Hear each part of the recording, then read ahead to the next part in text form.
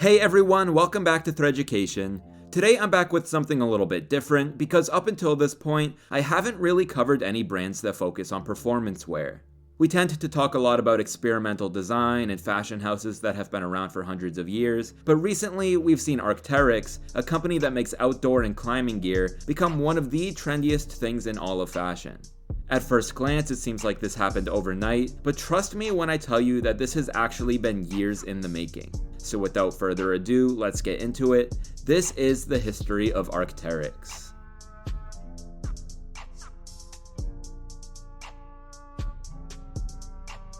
The start of this story brings us back to 1989 in British Columbia, Canada. The location here is very important because British Columbia is home to a section of the Rocky Mountains, making it a destination for avid climbers. One such avid climber was Vancouver native David Lane. Although this was one of his greatest passions, he soon found himself frustrated by the lack of quality equipment that was available to him. He wasn't just being picky though, because you have to remember that the quality of equipment such as harnesses can be a matter of life and death. Not wanting to take any chances, David finally put his foot down and decided to take matters into his own hands. With nothing more than a handful of sewing machines in his basement, David officially launched Rock Solid Manufacturing in 1989 with the intention of creating the highest quality climbing gear possible. He began marketing it to other climbers, and by the end of 1990 he had grossed about $30,000 in sales. If you ask me, that's a pretty good start, but David knew that something needed to change if he wanted to take things to the next level, so he decided to bring his business-savvy climber friend Jeremy Gard onto the team. Together, David and Jeremy began thinking of ways to rebrand the company, and in 1991, they decided to do away with the name Rock Solid Manufacturing and instead settled on the name Arc'teryx. This of course leads us to the million-dollar question: what in the world does Arc'teryx even mean? Well, the answer is actually quite interesting. The name Arc'teryx is simply an abbreviated form of the name Archaeopteryx, an airborne dinosaur that existed nearly 150 million years ago, making it the oldest known bird to have ever existed. To break it down even further, the name Archaeopteryx is an amalgamation of the Greek words archaeos and teryx, which quite literally translates to ancient feather. The picture you're looking at now is an artist's rendering of what the Archaeopteryx may have looked like, and this is a photo of an actual Archaeopteryx fossil. If you can't already tell, this fossil directly inspired the now famous Arc'teryx logo. Now, as far as why they wanted to name their brand after this dinosaur, well, on one hand it looks cool, there's no denying that, but on the other hand, they were inspired by the fact that this was the first creature to take flight. It's symbolic of natural innovation and evolution, which is something that they wanted to reflect in their brand's identity. With their products, they were trying to give their customers newer and better ways to take on nature's greatest challenges, so in that respect, the Archaeopteryx was the perfect choice. So with that settled, they were ready to push forward with their plan to make Arc'teryx the household name they knew that it could someday be, and with the release of their vapor harness, they were off to a great start. The vapor harnesses were unique because they were manufactured using thermal lamination technology that made them more resistant to moisture. Their functionality was so superior to that of other products on the market that they exploded in popularity, and pretty soon, climbers everywhere knew the name Arc'teryx. With the release of additional products like the Bora backpack, the brand became even more popular, but one thing I want to remind you of here is that at this point, they still weren't producing any apparel. They were pleased with the success that they'd had selling high-performance equipment, but they saw an opportunity to expand, and so that's what they set their sights on. Arc'teryx was once again preparing to reinvent itself, but this time around, David Lane would not be a part of that process. The details here aren't exactly clear, but from what I understand, David Lane officially left the brand in 1995 to focus on other pursuits. He played a central role in getting it to where it was, so as you can imagine, there was some concern about how big of a setback this would be. But even in his absence, Arc'teryx continued to grow at an astonishing rate. A major factor in this was that in 1995, the same year that David left, they officially partnered with W.L. Gore and Associates, the manufacturing company that owns the patent for Gore-tex fabric. I'm sure that some of you have heard of Gore-tex before, but here's why it's so special. The fabric is manufactured in such a way that water molecules are too large to pass through, but vapor molecules are just the right size. What this means is that Gore-tex products provide complete insulation from water, but that insulation won't cause you to get overheated. For climbers, this is literally the perfect combination, and this is what gave Arc'teryx the confidence to begin making apparel. the brand began developing what would eventually become known as the Alpha SV. The SV stands for severe weather, and that's what the jacket was built for, severe weather conditions. You see, something I want to be very clear about here is that Arc'teryx didn't just license this fabric, turn it into a jacket, and then call it a day. If that were the case, it would have been way too easy for their competitors to replicate what they were doing. Instead, Arc'teryx worked very closely with Gore to maximize the potential of their technology, and in the end, the Alpha SV not only offered the benefits of Gore-tex that we just talked about, but it was also much lighter than any comparable jacket on the market. In terms of performance, making a lighter jacket with better insulation and breathability was a major breakthrough, and that's why it immediately became the new industry standard. Beyond performance though, something I think that we should talk about is how the jacket looks, because after all, this was the brand's first venture into the world of apparel. At first it may seem simple, but that's sort of the point.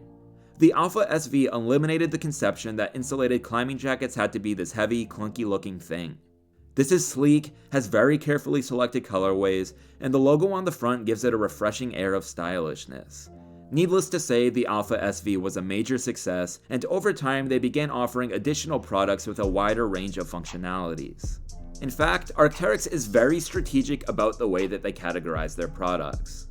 Here you can see the naming scheme, and the basic idea is that products will be categorized differently based on their features. So for instance, we already talked about SV, which refers to products made for severe weather conditions, and we also have categories like LT, which refers to products that are specifically designed to be lightweight. It doesn't stop there though, because they also have a system of Greek letters that they use to group their products together based on their characteristics. As you can see, this gets pretty complex, but the reason that Arc'teryx does this is that they care very deeply about making sure that their customers get the pieces most suited for their needs. Because to be fair, if you're going to be climbing a mountain in freezing temperatures, you're not going to want to just roll the dice and hope that you picked the right jacket. If you're not out there climbing mountains and just want to talk about the product lines more casually, they have names for that as well.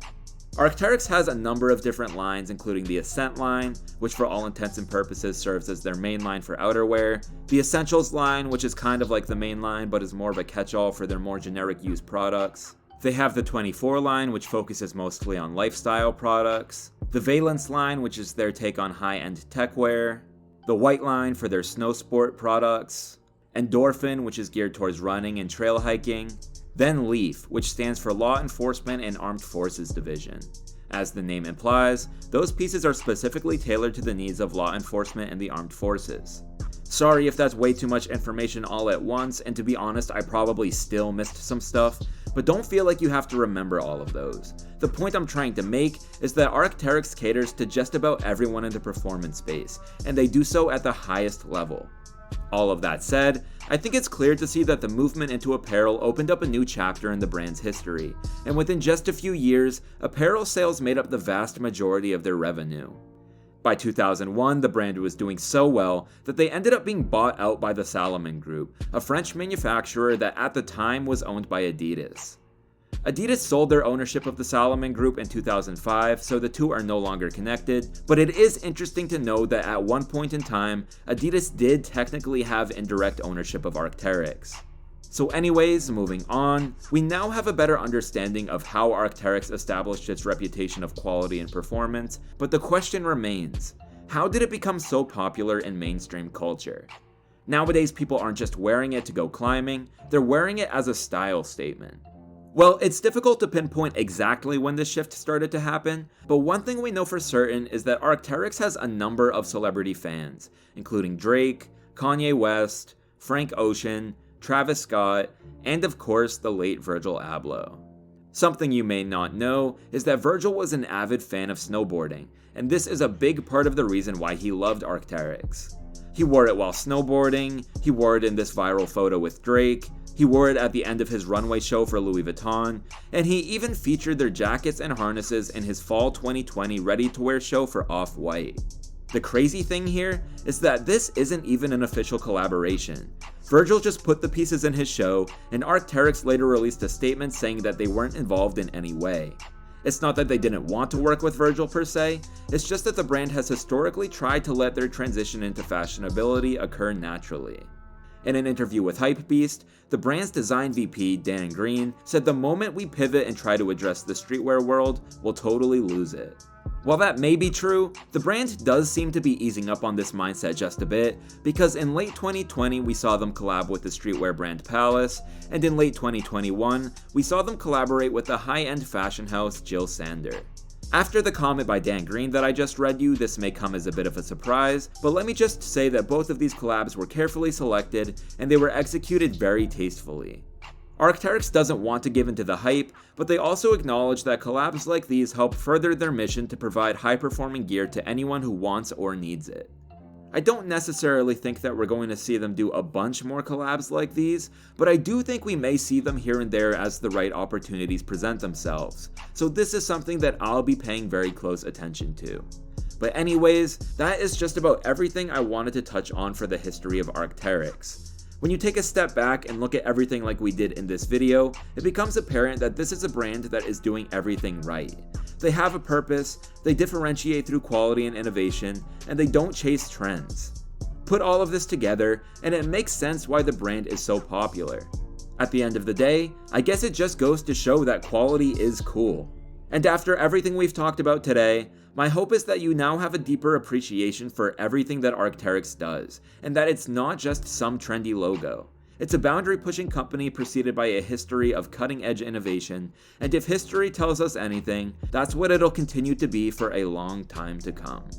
So thank you all for watching Threaducation. If you liked this video and want to see more, make sure that you subscribe. Also follow me on Instagram and check out the Discord down in the description below.